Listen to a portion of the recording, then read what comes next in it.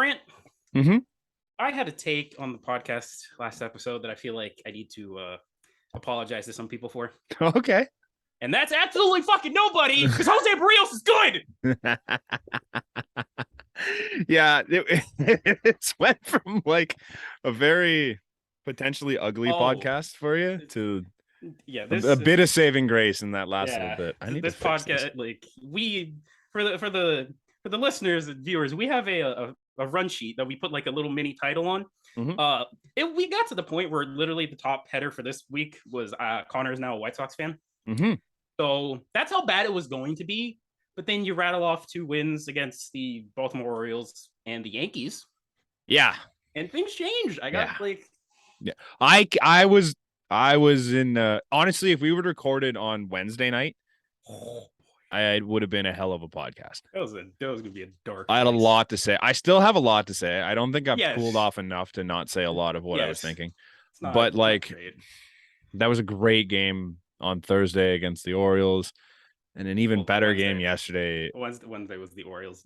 Today's Friday. Oh, today's Friday. You're right. Wednesday against the Orioles. Sorry, and then Thursday against the Yankees. Why did I think all day I've been thinking today's Saturday, so that's probably what's going on here. Yeah. But yeah, Wednesday, Thursday, both great games. And now I'm kind of like, I was way up here. Now I'm just kind of like here. I'm not where I was. First and foremost, well, welcome back to the flight deck. Yes. I would like to say our record, or at least my record so far, of being in the flight deck for Blue Jays games is now 2-0. 2-0. So if you're listening and you want to buy us season tickets, we will stand out in the flight deck for every goddamn game and watch the team go 81-0 at home. And I also became very superstitious to the point where, if you've seen in the background, I have 3 jerseys. I noticed that when they were during the good times, Manoah was in the center, Vlad was over here, and George was over here. And I kept flipping them around and was like, I need to just go back to the regular one. Yeah. So if they lose tonight, this is why. Because put George back up. Yeah. I get it. Sad news. No, sad for us, not for everyone else. Our boy Brad. The Zim he got claimed by Philly. I think Philly's such a perfect spot for him. He's starting tonight in Philly. Is he? See, it's great. I'm so happy for him. This is the one thing with Bradley Zimmer. His last hit came on July 2nd, which sounds really bad. Yeah, but he didn't have many at bats. He's had 7 at bats since July 2nd. It's like 2 full months, and he had 7 at bats, and it's like, why can't this guy hit? It's because he hits once a week. Not even. That's like less than once a week. I'm like, I feel so bad. I hope he gets his opportunity in Philly, and I hope he plays great. I like Philly. I would like to see them succeed. And they need defense. They need defense in the outfield. Absolutely, he's the perfect guy for them. Their outfield is just all offense and no defense. Because they just lost Brandon Marsh, so that's why they got him. Yeah, that's just bad. Just bad out in Philly. I really want to see them stick in that playoff spot though. Like, I like the Brewers, but I kind of want the Phillies to hang on there. So that was part of the depressing part of the week for me, because everything else at the time was just bad. It's not Brad got DFA'd when George came back, which makes sense. He was the guy. Whatever. It was never going to be JBJ, so it had to be Brad. And then things just still didn't go well. Yeah, well, even before Zimmer got DFA'd, we had the Cleveland series where bats went quiet, and Jose Barrios was an asshole to me right away. The day we dropped that pod, he gave up 8. Yeah, it wasn't good. I don't really know what else to say about it. It was not good. They scored what? I think it was 9 runs over the 5-game stretch there. The 3 in Cleveland and the 2 against Baltimore. Well, okay, so Cleveland. I know Cleveland was 0, 2, and 2. 2. 0, 2, and 2 or 3. And then 0. It was 0, 2, 2, and then Baltimore was 3, 2, 6. Yeah. So I'm pretty sure it was 9 runs over 5 games. Before that last game in Baltimore, it was 9 runs over 5 games. Yes. You can't have that if you're this Toronto Blue Jays offense. Like, it's one thing if the bullpen sucks. I get if that happens. The problem last year. Which made sense last year. It's like, you know what this team is. The bullpen's not going to be good. The starting rotation is going to be up and down, but the hitters are always going to be there. Well, the hitters disappeared for 5 games. Oh, yeah, it was bad. Like, it was. It's not even like you're facing someone good. The Orioles pitched nobody. Yeah, like I could. I'm not gonna say I can see why they didn't hit Cal Quantrill, Tristan McKenzie, and Shane Bieber. You should be hitting one of them, maybe, but like if Quantrill, you should have hit the one guy that dominated you. Yep. Like, cooked them. Cooked this team. And I'm like, Canadian boy, but like, it's just not good. And then what were the first 2 games against Baltimore? Dean Kramer was one of them? Dean Kramer and Kyle Bradish. Now, Kyle Bradish. Bradish, the stat, like, since he's come off the IL, which is like 4 starts, he's been like really good. Okay. So, like, but 2 of them against the Jays. So that's why. Never mind. And the Dean Kramer one was just like, oh, all right, cool. Yeah. Dean Kramer's got like a 7 ERA. Yeah. And had a 7 ERA. Yeah. He might have dropped it in half because of that game. And then we get to the third day where it's a good day. Like the chicken strips returns. Oh my and is a godsend of an individual on the mound. What universe are we living in where Ross Stripling is the best pitcher on this staff? And it's not close. I love Alek Manoah, but Ross Stripling is currently the best pitcher on the staff. Yeah, it's actually ridiculous how Ross Stripling is. It's nuts. It's nuts. It makes no sense. Like I love Alek Manoah. He's doing great. I'm not saying Alek Manoah's been bad, but I trust Ross Stripling every time he steps on the mound. Yeah, Ross. You know you're going to get 5 innings out of Ross. Like at minimum, they're going to be good. He's going to come out with like 2 runs against every time. It's insane. But then he decides, oh, I'm going to go basically 6 1/3 and 1 hit. 1/3, perfect. Not even just 1 hit. Yeah. Or is it? No, it was 6 perfect, and then 6 perfect, and then you got to know it afterwards. Yeah. Also, John Schneider, I get that he was on a pitch count, so I get why you pulls him, but like you gotta give him the inning. They don't like, but here's the thing: they don't like giving Ross 3 times through the order. I know, and it was Mountcastle coming up. It was Santander, Mountcastle in. He got Santander, and then it was Mountcastle coming up, and that's when he pulled him. I'm like, fair, fine, but like the guy just cooked for 6 1/3. Like, but also it's not like they threw in like Joe Schmo. They threw in Jimmy Garcia, which at the time it was a close game at the time, was it not? It was 0-0. Yeah, it was still it was 0-0 no at that score. time. So I get it, but it just, I don't know, it kind of sucked. And then Hemi Neutron himself is back off the IL. George goddamn Springer. Oh my god. He's what, 9 for 14 since coming off the IL? Since coming off the IL. Not bad. Like he's okay. The energy that man provides. Not like just when he's in the lineup, the energy. Forget all the other shit. He's just energy. Yeah. Like it's beautiful. I have things I want to talk about. Yes. In terms of why I don't understand things I don't understand with this team stuff. Okay. Alejandro Kirk. I like him. Nice guy. Yeah. A lot of fun. What the fuck is he doing in the 4 spot? That's a very good question. Expecting a kid. Congratulations. Yeah, congratulations, Alejandro. Hey, Alejandro Kirk's a great. I wish so many good things upon Alejandro Kirk. Real shit. He is not a 4 hitter. He's not a 3 hitter. He was a 3-4 hitter like when he was basically our entire offense. In June. Yeah. Not anymore. And John Schneider's been so like open with swapping the lineup around. Bo was hitting 7 for a game. Like I don't get why Kirk is still locked in the 3-4 spot. He's got 7 extra base hits in his last 38 games. And 2 of them were the last 2 games. He had 5 up until the last 2 games. That's not great, but it's not good. That's not a 4 hitter. I like what he brings to the table. He sees a lot of pitches. He's got a great eye. But he's not a 4 hitter. I think if anything, you sandwich him between Teoscar and Bo. That's what I mean. You flip him. You put Teo back in the 4. In the 4 spot. I don't get why we ever take Teoscar out of the 4. I don't know. Like I was saying yesterday, it just makes no sense. He's hot enough now too that it doesn't make sense to have him that low. Yeah. I was saying throw Teo 4, Chappie 5, Kirk 6. Yeah, and then Bo 7. Bo 7. Which sounds nuts because if Bo gets hot, that's the best 7 hitter in baseball, but he just hasn't gotten hot. Yeah. So, there's that. And then why are we not platooning the second base position? This is it's interesting. Like I don't get it. Santi doesn't hit righties. Cav doesn't hit lefties. They both you could say, the defense. Santi's the 98th percentile for outs above average. Cav's 88. 88, unless he moved up, but he was 88. Like, hold up, I can look because if I remember correctly, last time I looked like 2 days ago, so it might have changed. But either way, they're both elite defenders this year. Yeah. So what are we doing? There's like, if you're trying to make this lineup as deep as you possibly can, you have Santi against lefties and you have Cav against righties.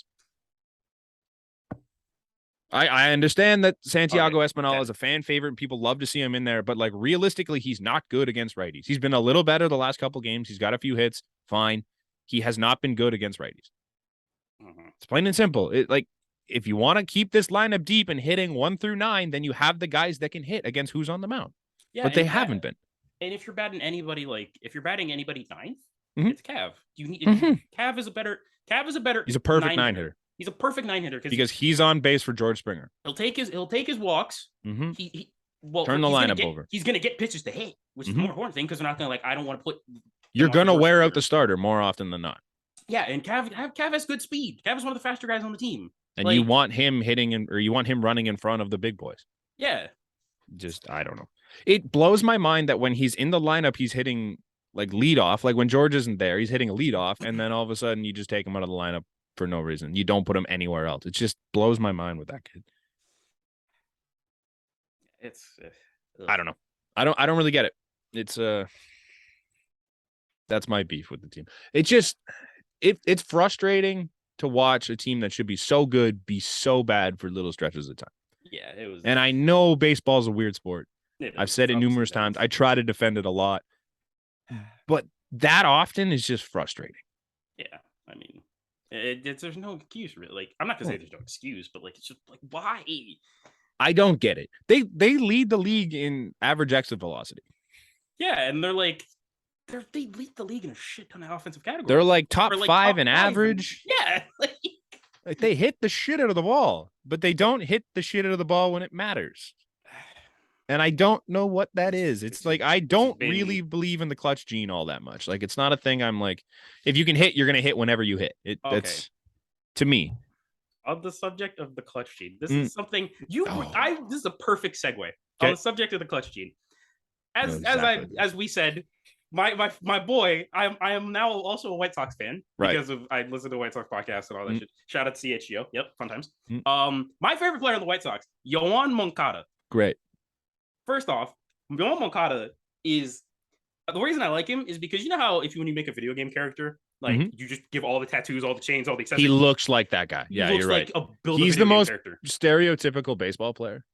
Like stereotypical baseball video game player. Yeah. And make it even better, since we like walk-up songs on this show, he made his own walk-up song. He made his own walk-up song? He has, like, the song he does. He sings his own walk-up song. Oh, that's it's really good. Didn't Jose Reyes, I think, did that one year? Jose Reyes did it for a little bit. But Stroman did it, but I don't think he used it. Yeah. All right. So Yoan Moncada this season with nobody on base. Slash line of 137. Yeah, not good. 182, 185 slugging. With men on 185? 185 slugging. Oh my god. All right. With men on anywhere. 278, 364, 478. Just fuck. It gets better. It gets way better. With runners in scoring position. 290, 367, 536. 536. Oh shit. Okay. I'll save the okay. Late and close. 353, 452, 559. And then high leverage 306, 397, 490. That's so stupid. Oh, but that makes no sense. I saved this one for last. 2 outs and runners in scoring position. Okay.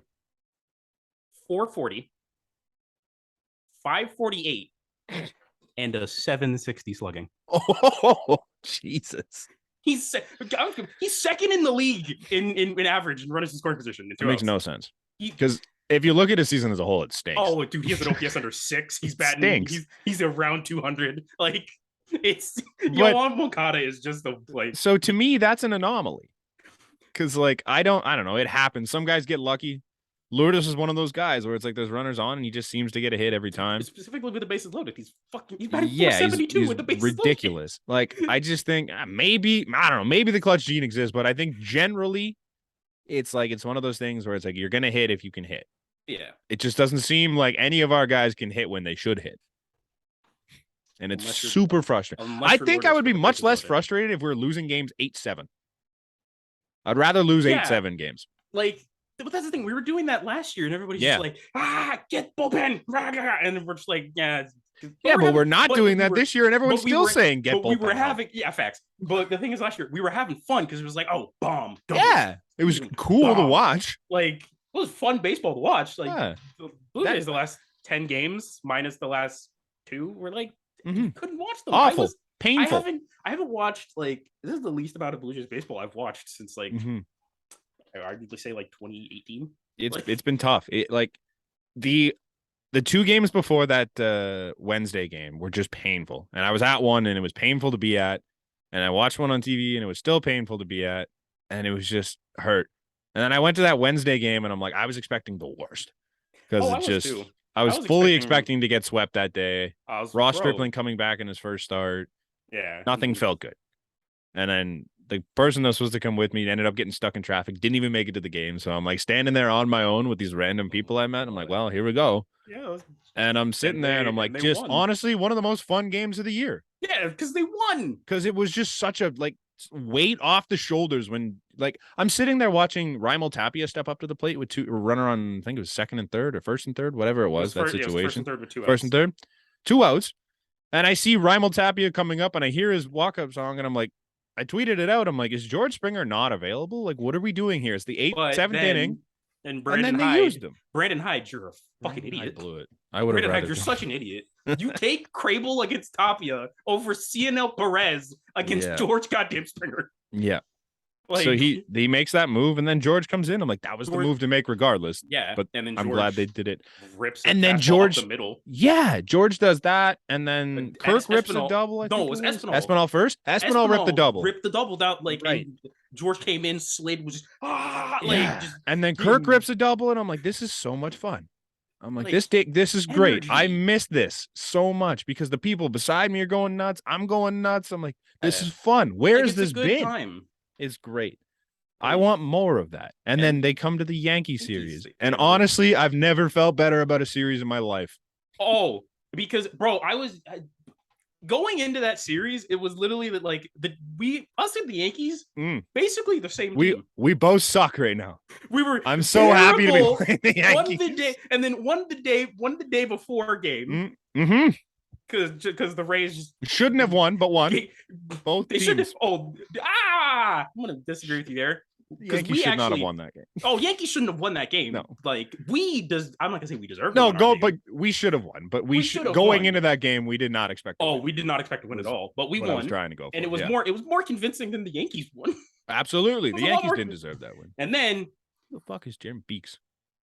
Dude, it's the Rays. Is that the guy you're throwing? It's the Rays.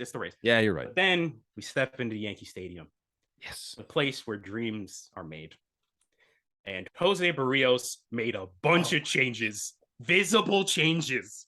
Did he stop the thing with his mouth guard? I didn't really pay attention for it. Okay, so it wasn't the mouth guard. I didn't notice the mouth guard. Okay. But if you noticed, when he normally, before he pitched, he had his hands, his glove was basically at his waist. Mm-hmm. Yesterday it was at his head the entire time, and he was way more horizontal with his when he was first standing. Yeah, and he kept it up pretty much the entire time. And we all as a unit collectively said, Jose Barrios, stop throwing your fastball. He threw it 23% more than usual. Hey, it worked. Yankees just can't hit right now. I'd test them all day long. Yeah, there was. I can bring it up. What's his name? Glaber hit his first home run. Yes or not? Yes, the day before. First home run in 28 games or something like that. Yeah, I'm like, yeah, you stink. Welcome back to being fucking Glaber Torres. Jose Barrios. He threw his fastball 4-seamer 30 times. He did 15 swings, 5 whiffs, and 7 called strikes. Nice. It's good. His called strike plus whiff percentage for the entire game was 40%. The MLB average. That is the second highest of the season for him. Called strikes plus whiffs. It was the same as the Minnesota 13 punchouts. Holy shit! It was less than the Phillies 13 punchouts, but yeah. So he was. That's nuts. I mean, the good thing to watching that one too is when he got into trouble there in the That third whatever inning it was, third It inning. was the Thank you. bottom of the third. Yeah, he limited the damage. Nothing really happened. If that's Jose Barrios last week, this game That's 7 runs. That's 7-5. Like, yeah. But it wasn't. It's not just the fact that he limited it. It's who he limited against. Yeah, the big boys against Judge, Rizzo, and Donaldson. Mm-hmm. Like, it was phenomenal. Great. It was every part of that game was great for Jose Barrios. It was fun to watch. He looked like Jose Barrios. His stuff was filthy. His fastball was working. Everything was great. That's the Jose Barrios I want to see every night. I won't to see that Jose Barrios. We won't, but I want to see him every night. More of that. That's the guy in the playoffs that I trust to go out there and win me a game. Yes, if that's the Jose Barrios we get in the playoffs, you are a World Series contender. He is your 3-starter. I don't want to hear anything else. No, but I don't know, man. Ross Stripling almost threw. That's what I'm saying. Like, it's like him and. But if that guy is your 4-starter, you're laughing. Yes. Barrios if you're taking Barrios at his best for Stripling at his best, you take Barrios at his best. Absolutely. Any day. Absolutely. But that's not to discredit Ross. Ross has been a godsend. Ross is I already said it. He's been our best pitcher right now. Yes, he's our most trustworthy pitcher, which is nuts. I'd almost just not throw Gausman because he's just a guaranteed L, even though he's phenomenal. Like they just don't give him run support. It's stupid. No, that's the thing though. Gausman is the reverse Jordan Romano. His ERA on the road's like a 1.35. At home it's like a 4.5, 5. Like he's the reverse Barrios. Yeah, but he just doesn't get the wins, which is weird. He doesn't get. He's phenomenal. I've got nothing bad to say about Kevin Gausman. Win-loss record. It's weird. Yeah, he's under 500. He's like 7-9 or 7-8 or something like that. I looked at it today. I'm like, that's so stupid. That makes no sense. Yesterday's game was a lot about redeeming. Yes, for some things for a lot of people. Yes. Vladimir Guerrero hit a Yankee Stadium home run, and I love it. I love Yankee Stadium. Short porch is there. You got to use it. I love it. Because the Yankees in that night before hit 3 that I'm like, or 2 or 3 that were just like, those aren't home runs. Or the Yankees hit 2 and Harold Ramirez hit 1. I'm like, those aren't home runs. Some of them were like 15. The Donaldson grand slam, I'm like, okay, fine, that gets out at some places. 16 of 30 apparently. I'm like, but watching it, I'm like, that didn't go. Yeah, like the Vlad, and even like the Vladdy one went out. I'm like, this feels like it should go out more than one. More than one, yeah. More than just Yankee Stadium. But but apparently not. So yeah, we'll take it. Thank you, Yankee Stadium, for one time. That's great. What else? Say Kikuchi pitched last night. Big Daddy KUCH. Big Daddy KUCH pitched last night. And as long as that man is in the bullpen, he will be Big Daddy KUCH for the rest of his career. I promise. Did you see the stuff that came out about Kikuchi? No. Oh my god! I hope it's all good. No, it's actually like it's disheartening, but it's not disheartening in a way that's like he's gonna be bad. Okay. He offered to go to Buffalo. Oh, I did hear that. To stay on like a 5-day thing, and then God bless Matt Chapman, because Matt Chapman heard about this, and it was in a Mike Wilner from the Star. He reported that quote, Chapman was rattled when Kikuchi when told Kikuchi had offered to go down to Buffalo if that would be better for the team. And quote, I think I'm going to talk to him and let him know that he's a lot more valuable than he thinks he is, because he doesn't need to be optioned. And I think there's still a lot of great things he can do for the club. Chapman said, I'm going to go pump him up now. And oh my, did he. Horrible start for Kikuchi. Don't get me wrong. It was 4-pitch walk. I'm like, oh no, KUCH. And then got 0-2 on Donaldson. And gave up cheap single, whatever. It is what it is. But I mean, even that at bat to Donaldson, I'm like, look, dude, just go after him. And he steps up and he pumps 96 on the corner, and then he pumps 95 on the other corner. I'm like, great. And I didn't see what the pitch was that got hit. I think it was a 96 outside. Okay. So I would rather see that. At least he's attacking him. Like make him beat you. Yes. And then literally the next 3 people, he's like, all right, here's my fastball. Elite. That's what he should be doing. Hit my fastball. That's what he should be doing. As a reliever, give it your all for an inning, throw 97 and let them see if they can hit. And it's funny, like he was brought in because 2 of the 3 hitters he was scheduled to face were lefties. I think all of his outs were against the righties. Well, no, Benintendi got Benny. He got Benny on the strikeout, but then he got Glaber to fly out. Yeah. And then he got Cabrera on the slider. Nice. That slider was so filthy too. I'm like, all right, you got to go another fastball here, and he drops that slider. And I'm like, oh no! Like, all right, you know what? If you're gonna drop a slider like that, you could. So good. I have so much faith in Yusei Kikuchi in the bullpen. I don't know Yes. why. It doesn't make any sense It was because he was so bad.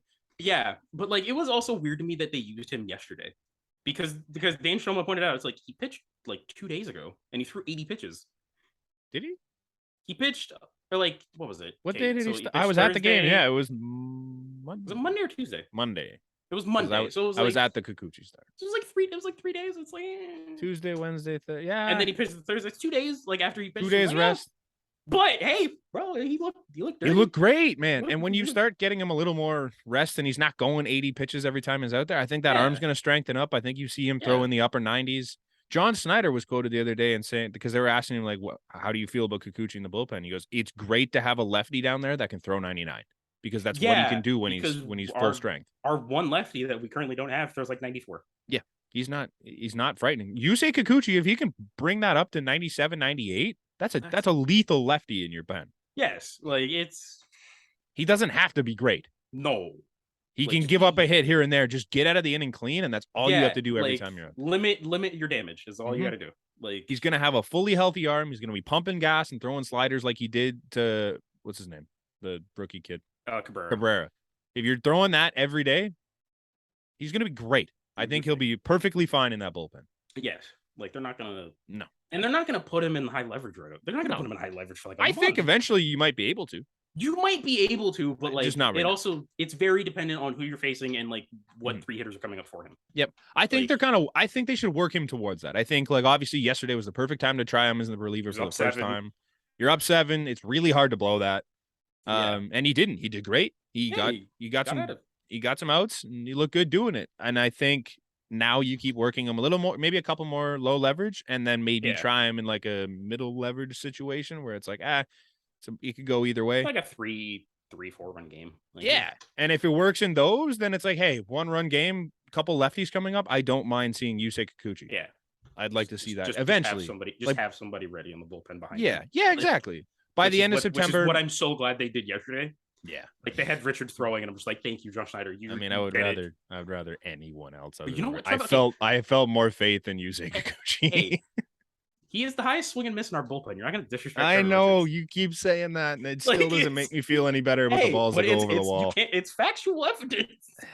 Like, I don't know, man. Oh man, like have we missed anything on the Blue Jays? On the Blue Jays, I don't think. I mean, it's not technically Blue Jays, but Gabriel Moreno. Apparently, he hits the ball hard in the minors. Oh my, bro! It was 111. He was it 111? It was 111 and went through a wall. It went through the advertisement on the wall. I think we need to stop perpetuating this narrative. We're gonna hype up our own prospects. All right, it went through the wall. Where was that in the majors, though? Why weren't you hitting balls 111 in the majors? I mean, it also we're not going to point out that it was a blowout game and the Bison were losing. Yeah, like 15-3. Like 111. I didn't know that. Yeah, it was 111. Like that's insane. Good for him. Gabby, you bring this back to the majors. If Gabby can do that, that's great. But I just never saw it. Hit all the singles you want, as long if they're like 111, like every off the bat. I'll throw my hands up. Throw my hands up. You're good. It's great. Like I feel like we weren't angry enough. Like we weren't, but like I was so ready to scream and yell and be pissed off at the Blue Jays. But the thing is, when you beat the Yankees at Yankee Stadium, you feel so much better, bro. And then you get reminded of what the Blue Jays did in early September last year. Yeah, the greatest 4 days of my life. Like, and we're 9 games back now, which is like super doable. Like I really don't know, man. I feel like it.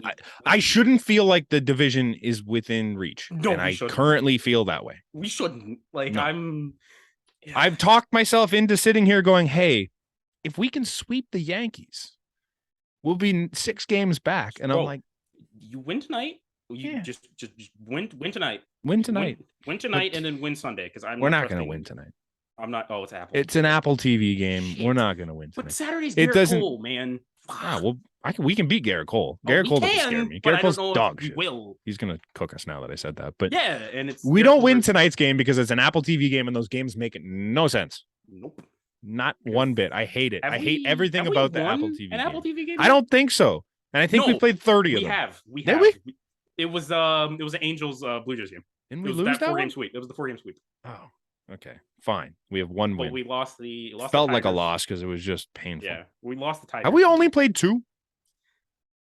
We played 3. 3. Mariners. Okay. Mariners Right. was the other one. Yes. Where they got walked off and Sergio Romo just never was seen again. Yeah. I hate the Apple TV game. Yeah, they're not great. Like, I don't even mind the broadcast team. I just hate that it's on Apple TV because I'm not an Apple guy. Like it's I don't even have an iPhone, so I can't watch it on my phone. I'm an Apple guy, but like I don't even really care. That's for fair. it. I can't watch it on my phone. I can't stream it to my TV because it doesn't pull up on my phone. I have to pull it up on my laptop, and it won't stream to a TV anyways. So I hate it. I hate Apple TV. Such a dumb thing. I get why they did it because you're trying to bring Apple TV customers into baseball. Fine. But I feel like if you're Apple TV, you could just also like if it's the fact that it's the only way you can watch it. Simulcast it. Why can't I also watch Sportsnet instead? Hey, you know what they started doing this year for YouTube games? You can still watch Sportsnet. Yes. Which is great. Like, this is what I should be able to do. I should be able to watch my local broadcast. Yeah, but the thing is now, like the YouTube broadcast now, they're decent. They're actually better now because the commentators are good. They're not like sitting. Remember, it was us against the Mariners last year, and there was 4 people just sitting in a studio, just chatting, and didn't know anything. Yeah. Now it's brutal. It's the Okay, do you remember the international broadcast of the All-Star game like in last year? I think so.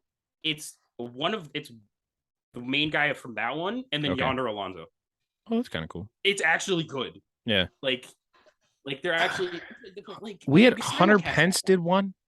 Yeah, this year. Pence and Katie Nolan. Yeah. That was the weird. Angels game. Like, no, I'm good, man. It's weird. Like, I'm good. They just like, I would like to see them just have a broadcast team for the Apple TV games because like it just seems awkward every time they get together with like these like random groups of people. The one set of games that I do like is the Peacock. I was gonna say that too. The Peacock ones are so good because it's you Jason bring in a broadcaster from both sides. It's Jason Benetti, the voice of the White Sox, main voice of the White Sox, who's the main guy. And then when we had it against the it was us and the Tigers, it was a guy from the Tigers, and it was Pat Tabler. Yeah. Like, it was great. Like, I wouldn't say Pat Tabler is the best representative of our broadcast team, but it's cool to have our own guy there. Buck and Dan were in the next room, so it's like you couldn't grab anybody else. No, exactly. So I think that part's great because then you at least have a guy there that's seen the team every day that can talk about them and know what they're talking about. And you're not like, and you're not when you're bringing in like Katie Nolan and Hunter Pence. You're not calling Santiago Espinal. Yeah, it's just adding 4 E's to his name. I think they're both entertaining. I like Katie Nolan. She's good at what she does. I like Hunter Pence. He's kind of entertaining to listen to. But together as a broadcast team, when they don't know anything about the teams, like it's just awkward. And I just find that part weird. I don't know. It sucks. It's a curse. We might as well take a break now. Yeah, and then when we come back, we'll get into we'll crush through the rest of the league. The rest of baseball. Yeah. Where's my button here? Oh, it's up there. All right. We'll catch you in a sec. We're back. Quick break's over. I kind of enjoy the little break in the middle of our podcast. Unless you grab it like a water, like a little reset. It's kind of nice. I want to bring it back. Obviously we're done with the Jays now. I think we can. I think if something pops up, we'll talk about it again. But so the biggest conversation I find to do with baseball is always like, oh, nobody watches baseball. It's just like that seems to be the stupid argument. Baseball is dead, but yeah. Shout out Jared Carrabas for the Baseball's Dead podcast and Dallas Braden. Thank you. And baseball doesn't exist. Yeah. So like the whole group, like that's a thing, right? It's a narrative. Now, I think this was kind of fun to see. So Timmy Trumpet, noted artist of the song Narco. You might know. Oh, yep. He tweeted 6 days ago, Narco has debuted at number 5 on the Spotify viral charts in the US, and it's all thanks to Edwin Diaz. Obviously, made a big deal. Then 2 days ago, he goes, Narco has hit number 1 on the Spotify viral charts in the US. Look at me and tell me that baseball doesn't have an impact. Come on. Yeah. Get out of here with that nonsense. Baseball's it's a if you market it well enough, it's a great sport. The people are there. Like it's slow. I will be the first one to admit that baseball is a slow sport. Slow to change. It's been labeled as an old man sport. But once it starts getting moving, like it's great. Like you know what sport has the least amount of action of any sports? Like statistically? The football. It is football. Okay. You know what's the most popular sport in North America? Football. It's football. So don't tell me you need constant action, man. You just need to know how to market your game. Yeah, it's all about marketing. No, there's not much things that are more fun than watching a big ass dude hammer a 400 and something foot homer.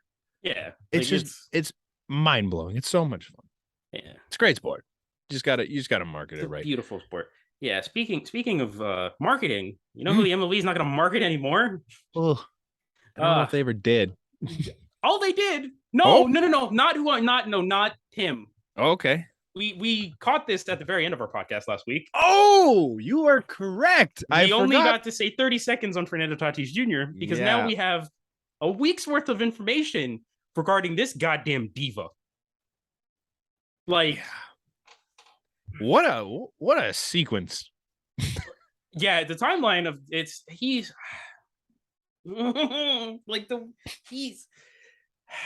like all of the people coming out and being like his dad being his like, oh, it was in like something he put in his hair, and I'm like, could you just at least keep it consistent? And then you had like Edwin Encarnacion that was like the Padres failed him. Yeah, the MLB failed him, they said. It wasn't even just the Padres. Yeah, no, Pedro, it was Pedro Martinez that said the Padres failed him. Like, and then Encarnacion said the MLB failed him. I'm like, what? No, Fernando failed Fernando. Buddy, he failed himself. Don't get me wrong. Just own it though. And it's not even like there's a timeline of like all of like the dumb shit that he's done. Mm-hmm. Like okay, let's see. Going back to last year. Sure. Tatis, he opted out of a team recommended shoulder surgery. Oh. And then gets into the motorcycle accident. Right. The only one that was reported at the time, and then he went on to say, "Which one are you talking about?" Yeah, that's nuts. Like, he's a bonehead. Like, it is what it is. The thing too, I was listening to Baseball is Dead actually, and they were talking about it, and they said the drug that he took actually weakens bone growth or lessens bone growth. I think it is, or something like that. Dude, it's a terrible steroid from East Germany that failed. It made no sense for him to take it to begin with, unless he was just enjoying his time off and he's like, I'm going to take longer to get back. It was weird. And then to go out and say, it was for ringworm. And then everyone's just like, yeah, you don't use that for ringworm. No. So it wasn't for ringworm. And then his dad goes, he used this other thing for this. And that's what had it. And then did you see that he was supposed to meet with AJ Preller and Bob Melvin? Yeah, I did see that. And then he didn't. He didn't actually meet with him? No, and they're like, "Oh, we'll meet at a." And then the Padres had come out like, "We'll meet at a later date." And I'm just like, "What does that mean?" Did they not meet because of him, or did they not meet because of them? No, I think it was because of Fernando. And I was reading off the timeline stuff. There's more. Oh, there's more. Dude, I'm skimming here. There's way more. Yeah, a fan filmed by a fan taking unauthorized swings in the cages of Petco. Okay, nice. In the middle of his rehab assignment, he leaves Frisco, Texas, without telling anyone to fly back to San Diego. He's a problem. All of this, he's a problem. Announced by Jeff Passan 9 minutes before the August 12th game that he tested positive for college football, Tatis didn't call the GM to let him know. His representatives did. Then he tried to say that he took the cream to treat ringworm. Mom tries to convince people it was ringworm by posting a picture of Tatis's neck on Instagram. Nice. Never saw that. And then Hector Gomez reports Tatis actually began using the cream back in March. It's August. At the time, it was August 12th. I mean, do they test you if you're on the 60-day? Did anyone ever clarify that? I would assume. Especially because if they don't, I don't blame them. But it's you want to be the greatest of all time? Honestly, I would have I don't have respect for Fernando Tatis Jr. anymore, but I would have some respect if he was just if you nut up, to get back. If he nutted up and was like, I'm just trying to get back faster. Mm-hmm. But that's not even what that one does. It's the worst part. He's like, I want to help the team and I wanted to get back as quickly as I can. Yes, just say that and people will still hate you. That's not even people will be like, all right, we get da. But you did all the role. He seems like a very privileged child. Well, I mean, it's kind of what I've taken away from this. There's one of two ways that you can go when you're when you're born into a rich family, Mm. or rich, quote unquote. Yeah. You can do the I don't want to be defined by my parents' money. Right. I You want to wanna make your own legacy. Or Arguably the Vladimir Guerrero route. yeah, like or you can do what Fernando Tatis Jr. clearly does is, oh, I'm rich. I can, we're cool. Good. Life is fun. Woo! Like, my life's already set. Like, yeah. Like it sucks. It sucks because that guy is an otherworldly talent. Yes. Steroids or not. And dude, he probably would have been back by now. Like he was on rehab assignments. I think so. Yeah. He'd probably be back like if not, he's close. Like and clearly the Padres needed him. Yeah. They've been bad. Like, they've been streaky. Since acquiring Juan Soto, the Padres are 6-9. Yeah, it's not good. But they're also just clinging to that last playoff spot. Yes, but it also becomes a bigger issue when you realize who the 9 losses were to. Got swept by the Dodgers. Lost a game. I think it was a game or two to the Rockies.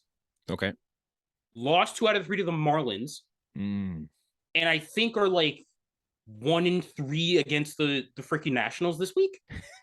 Like Juan Soto, who? Like, what are we doing? Like, and then Josh Hader yesterday came in. Blew it. He blew it. Like, and I had to bring this up. Someone looked at Josh Hader's stats. This is like from further back, even before he got traded. Since Josh Hader, since July 4th, 11 2/3 innings, 18 hits, 16 earned runs, 8 walks, 20 strikeouts, 3 hit by pitches, for a 12.34 ERA. Yikes! So did the Brewers see something? That's not pretty. What day did you say Soto got traded there? Soto was that the 4th? I know it's been 15 games, but I think it was the 2nd. It was the day of the trade. Second? Did he play he didn't play the 2nd or 3rd? I think he played the 3rd or the 4th. Did he play the 3rd? Okay, so then they lost one. They lost one to Colorado, got swept by LA, took 2 or 3 at a San Fran, and that was kind of like, oh, they'll be okay. Yeah, like San Fran's a decent team. And they actually team. They were good. Like they were good offensively. They won 13-7 and 7-4. They pumped them. And then they win 10-5 against the Nats as they should, and then they lost to the Nats 4-3, and then they win 6-0 against the Nats. Then they lose 2 out of 3 to Miami, but they scored 10 runs in the win.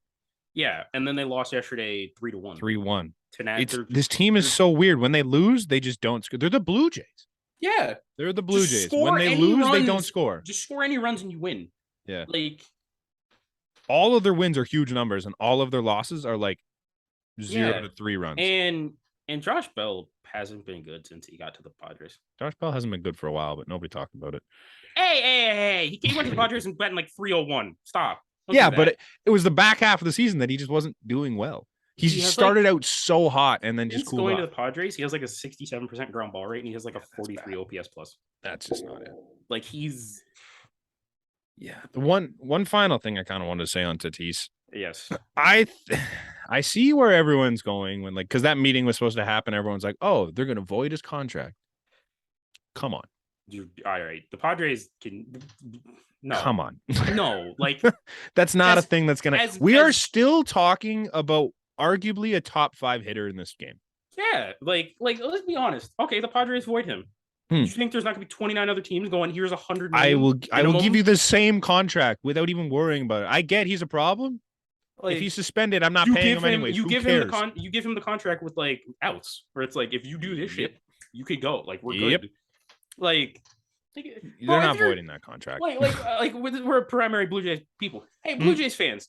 If Fernando Tatis Jr. was available tomorrow, I would sign him yesterday. You still sign him. Yep. And you just make it work. Without thinking about it. I let him sit for those 80 games as a Blue Jay. I don't care. Make it work. Yep. And when he's back in May, you can stick him in center field. Yeah, he's not good defensively. He's better than Bo Bichette. Not at shortstop. Not defensively, but he's better all around than Bo Bichette. Yes, this man led the league in home runs last year. The entire league. Take him over Bo Bichette every day of the week. And I like it. Even if dude, they played that when he was playing last year, he's in the outfield a little bit. Yeah. Sure, throw him in right. Teoscar's gonna be gone after next year anyway. Throw him in center if you need to when George is DHing. Yeah. Not a problem. Would not think twice about it. I pray that the Padres buy him out. That'd be hilarious. It'd be. I'm not gonna say hilarious. I'm not gonna say it'd be dumb by the Padres. I think it'd be dumb. Yeah, I think you can say it. I think it'd be dumb. Yeah, it'd be dumb. I think it'd be dumb. Because you're not paying him right now. It's not like you're wasting money. Yeah, he's not getting paid. So who cares? Yeah, it's just, when he comes back, maybe he grows up a bit, maybe not. Who cares? If he plays, he's a top 5 player in baseball. Yes, like it's not close. Cut it out. Like, you know who can't survive being a grinding off the fact they're a top 5 player in baseball and being fucking stupid? Marcell Ozuna. Because he's not. Because he's not. Like, he's not good. Also, a dickhead. Oh, terrible person. Class A dickhead. Yep. Like, yeah. Marcell Ozuna got arrested again for DUI. Arguably worse of the worst in this sport. Not the worst of the worst. I still don't like Aroldis Chapman. No. Like, we're not. But he's near the top. Yeah, and so he got arrested yesterday. And this is 15 months after his arrest from last season. Mm-hmm. You couldn't go a year. You couldn't go 2 years without getting arrested, Marcel. Like, of course not. No, scumbag.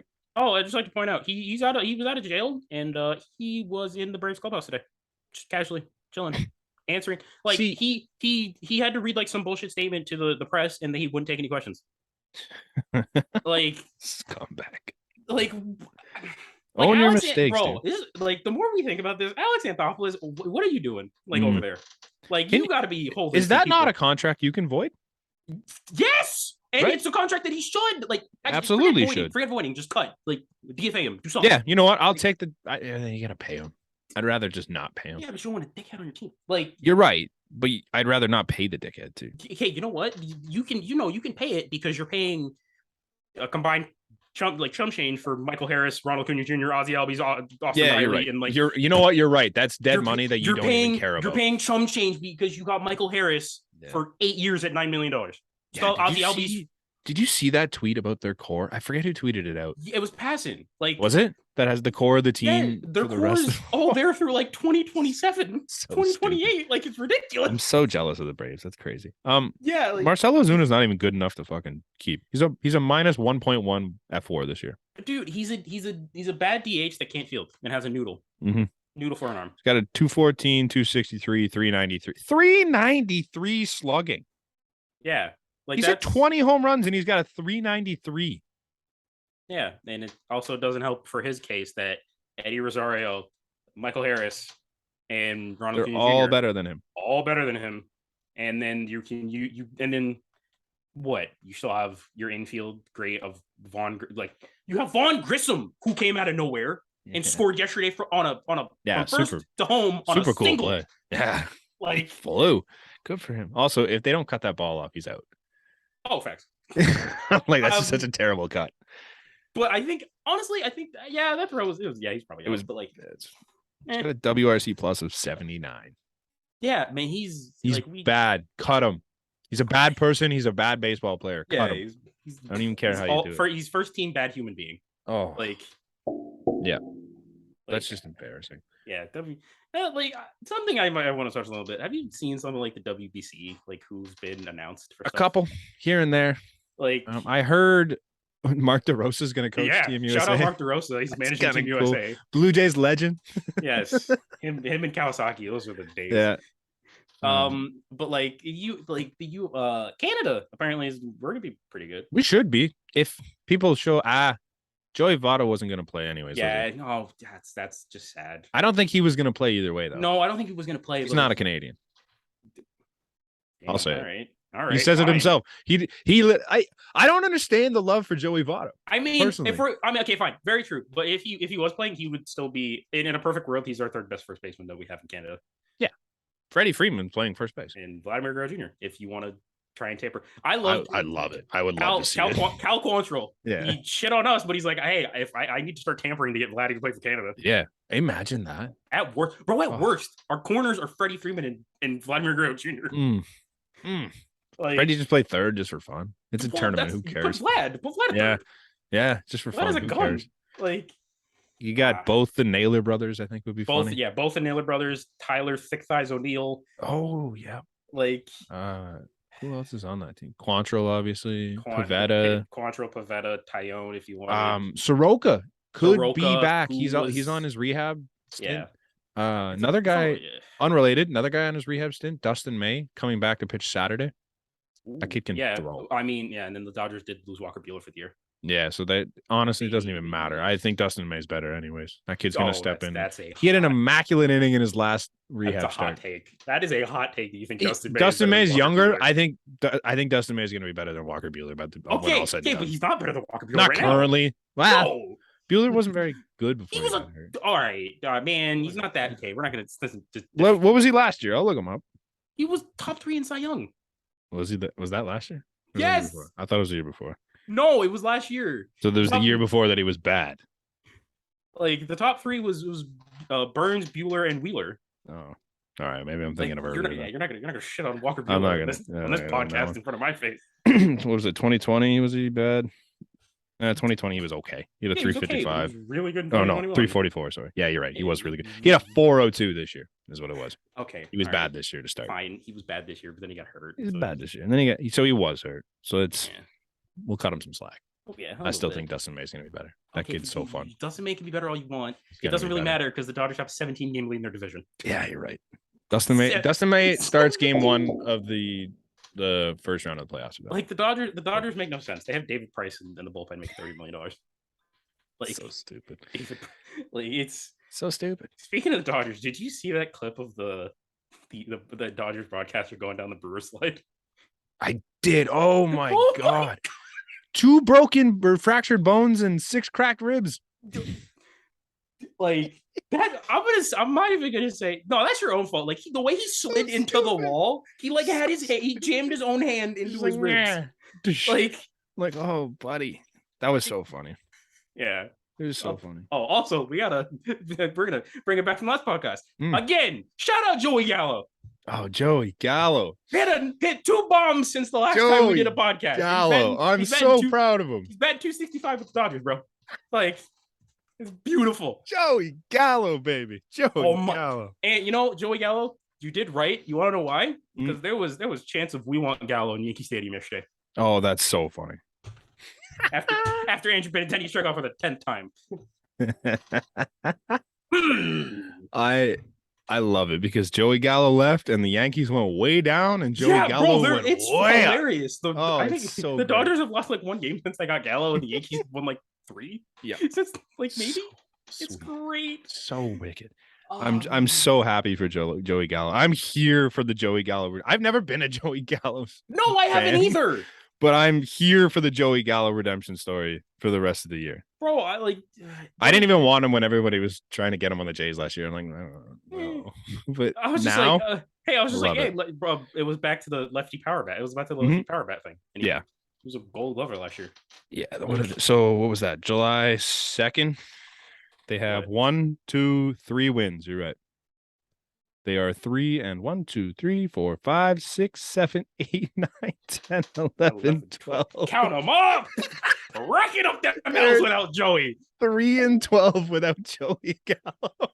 Yeah, Michael K. Oh, yeah.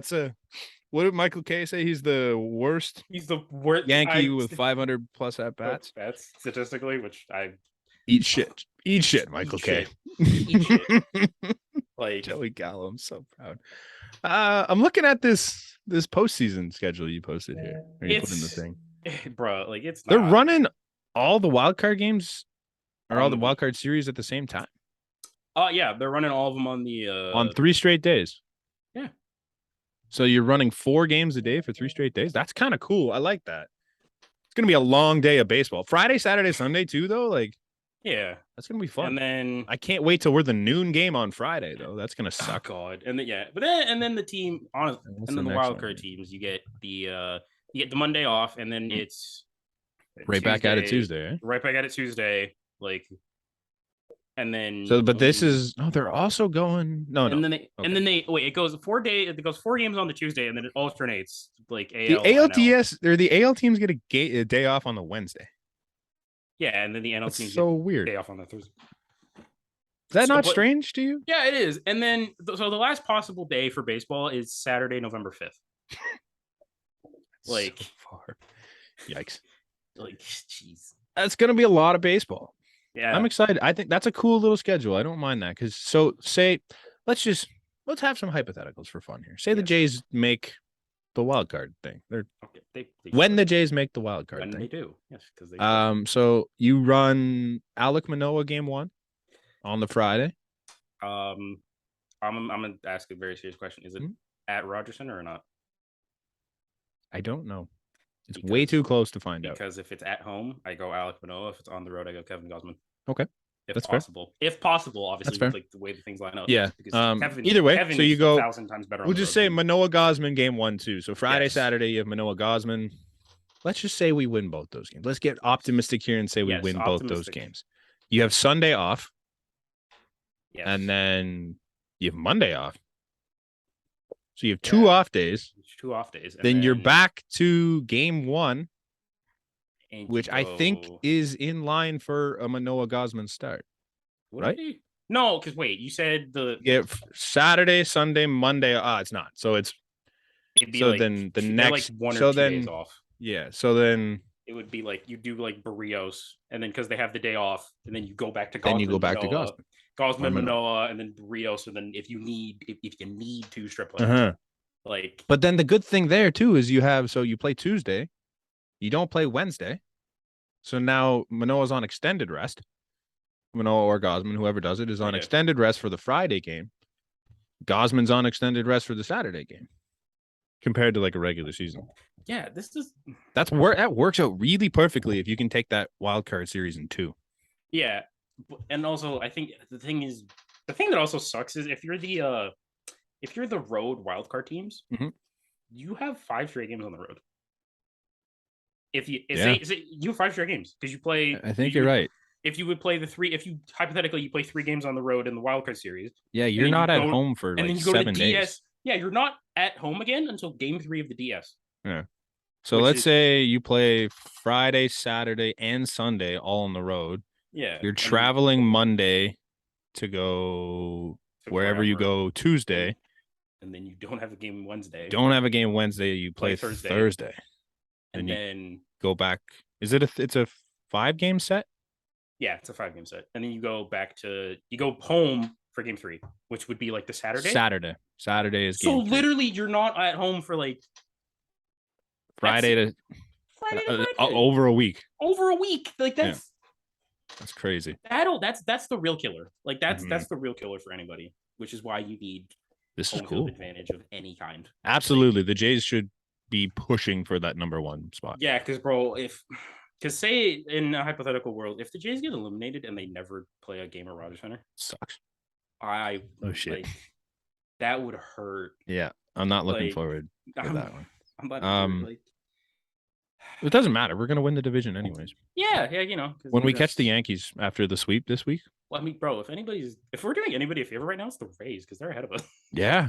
Like it's what it'd be so funny if the Yankees find a way to fall out of this whole playoff picture in general. Okay, I'm not gonna go that far.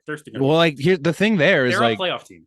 They are a playoff team, but they're not. Like we're us and the Rays are both at the same distance away. Yeah, if we can both keep winning and push them into that wild card thing, I think we're like 8 games back right now, or 9. 9. Or 8 games in the loss column. I think.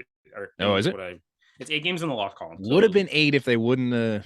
If they would have lost that one game, but whatever. Yeah, that walk-off grand slam. Either way, 9 games. It's gonna take a miracle. Don't get me wrong. Oh god, yeah. Like it's. But if you can find a way to sweep this series, push it down to 6, and if the Rays do what they're doing and they're also within 6, it's gonna take a mid 2010s Red Sox level collapse for the Yankees to lose this division. But or last year's Padres was pretty bad too. Oh, bro, they were like worse than the Orioles, like in the back half of last year. Which isn't really saying much now because the Orioles are good, but like the bad Orioles. That's the other thing too. The Orioles are like hot on our trail too. So if all 3 teams end up catching the Yankees, bro, and then you gotta take into a factor too that the AL Central, there's 3 teams within 2 games of the wild card and the home division, and that division stinks. So, bro, it's Orioles, not. I think it's not a cakewalk for the Yankees the rest of the way, is what I'm saying. No, it's not. I think they have to actually start winning some games here, or they're going to be in some trouble. Either. It's definitely not a cakewalk for us. I think we have one series for like the next month where we play a team under 500, and that's when we play the Orioles a million times before the end of the year. Yeah, we still have 10 times against the Orioles. That's just great. I think The Yankees have us. Okay. Oh my god. So they just played Tampa and then us and then the Mets. But then they get Oakland and then you know the beautiful Oakland thing and the about Angels. those Mets games? Hmm? You never guess who's pitching. Is it Scherzer and Scherzer and DeGrom. DeGrom? Nice. Scherzer So and that's DeGrom. you're running into a dragon. But then they get 4 with Oakland and 3 with the Angels. So that kind of stinks. But then it's Tampa, Minnesota, Tampa, Boston, Milwaukee, Pittsburgh, Boston, Toronto, Baltimore, Texas. That's what other than like Texas and like Pittsburgh. That's but Pittsburgh's not an easy series either. No, Pittsburgh, like they beat Boston yesterday, but like yeah, Pittsburgh is as Dennis Eckersley said, a hodgepodge of nothingness. Like, and then Boston beat New York in a series. The last time they played, which was their first AL series win all year. Ooh, that's rough. Took till August. That's so tough. Like, what do we got? We got the Orioles, and the Orioles. I know we have Red Sox and then the Angels, and then the Cubs. And then the Cubs. That's at home. That's a nice little run there. Games of August. You know what though? We have Boston, who for the most part this year we've been dominating Boston. Oh yeah, and then the Angels, and then the Cubs, and then the Pirates. Bro, if we don't win, is the Pirates 4 or 3? 3. Okay, if they're we all don't win, 3s. We got to win 5 out of 6. So Cubs and Pirates. Absolutely. Like, if we go on a hell of a run for that, was that 12-game stretch, and the Yankees who are running into some tough. Define hell of a run. If you can go 9 or 10 of those 12 games, I was gonna say anything between 8 and 10, I'll take. Yeah, I think that's I think you're putting yourself in the mix for that division again. Yes. Especially with the way the Yankee schedule lines up. The problem is after that we go Baltimore, Texas, Tampa, Baltimore, Philly, Tampa, New York, Boston, Baltimore. Yeah, that's the stretch where it's you only play one team under 500 or two. Yeah, you play one team under 500. Like, that's rough. I don't like that one bit. That's a terrible end to the season. Like, so you really need those games coming up, and then we just gotta hope that Baltimore's tires fall off because that's who we play for the rest of our lives. We also gotta hope that we were able to sit in the WestJet flight deck so we can continue that. I might need to go to a lot more games, bro. I'll fight. I'm gonna talk about this on the podcast just in case we don't have time. I'm trying to go to those Cubs games on Tuesday or Wednesday. Down. I got tickets if you want to go. All right, yeah, because I've been trying to get to one with me and my sister were like, all right, cool. If you have 2 extra ones, like yeah, all right, perfect. All right, I'll let you know. But yeah. I'm fucking down to go to pretty much all of these ones. Yeah, so. Like I would. And you know what? Hey, we don't have to watch a Yusei Kikuchi start anymore. No, we don't. But we can watch Big Daddy KUCH come out of the pen and just dominate Chicago Cubs. The greatest Japanese reliever since I don't know. Is Marcus Stroman healthy? Oh my god. Has Marcus Stroman hasn't pitched in Toronto since he left. No, that's why I'm saying. Oh, I want this now, please. Oh, he's healthy because he pitched on Tuesday. Yes. I don't know if that lines up for one of his starts, but if it does, I will be there. Right. I will be there and I will be square. Beautiful. Like, but tonight we got Gausman and Tyone. Please win. Game 2 of 4. Let's get one of these fucking Apple TV wins that we don't. Jameson Tyone hasn't been good lately. So no, he has not. Nope. Just get to him. Get to him. Do what you did yesterday. Take the crowd out of it early. Yep. Like, and let Gausman do his thing. And let Gausman be his road Gausman self. This is only the second time that Gausman's faced the Yankees this year. Really? It was. How did he do last time? If I'm mathing in my head, I think he went. I'll look it up. It was like the 4th game of the. It was like the 4th game of the year, or 5th game of the year. It was in Yankee Stadium, and he went like 6 innings, and I think that was one of the games where we got shut out in Yankee Stadium. Okay. We lost like 3-0, and he only gave up like 2 in 6 innings. Wow, you're good at this. He didn't go 6. He went 5 2/3. Went 5 2/3, but he gave up. But they did lose 3-0. It was one of the shutouts. 2 earned runs, 9 Ks. Yeah, that was. So if you give me another one of those performances, you would expect it. That was a good Yankee team. Yeah. What's tonight you gonna do? Kevin Gausman, 12 Ks, 7 innings. Let's pray if he can repeat that performance he did last time, and the Jays can look like they did yesterday. We'll be feeling really good. Can't believe I'm gonna say this. Just repeat what Jose Barrios did. Unbelievable. If you can beat Jose Barrios and we can hit a couple more unicorns, I'll be happy. Bro. Thank you for listening. Yes. As always, we appreciate the support. It's been fun. Yes. It's been a fun little ride so far. Yeah, this is our 6th episode. Yeah. Like, Hasn't been much, but it's been fun. Yeah, dude, I've been excited every time we do this. It's cool. I love talking Blue Jays. It's fun. Yeah. I haven't been able to do this a lot podcast wise. So this is really cool. I'm enjoying it. You can check out all our stuff, probably linked in the description below. Yes. Don't forget to like, comment, subscribe, and just interact with us. We like talking to people. More interaction and everything. Yeah. We'll try to be more active on the Twitter and provide We clips will, there too. I'll do my best. Yeah. Fine. Yeah. I am the problem. Brant is the main person with all the social medias. I am the problem as to why we have not been as active as we should, but I will be better. I have a little bit more time coming up. Bro, we post you'll get the clips. You get the clips on the TikTok. You'll get us promoting on the Twitter. And we'll be better. Shout out Kevin Biggio. Shout out Jenny Danson. Shout out Jose Barrios. Kevin better play tonight because he's not going to play ever this series. I'm just Garrett Cole and a lefty. I'm just going to throw it in there too. Shout out Big Daddy KUCH. Shout out the KUCH Master. KUCH Master 5000. I will be running with Big Daddy KUCH for the rest of our time. Slide Dog KUCH. Slide Dog KUCH. We'll catch you next week sometime. Next week, yes. Cheers.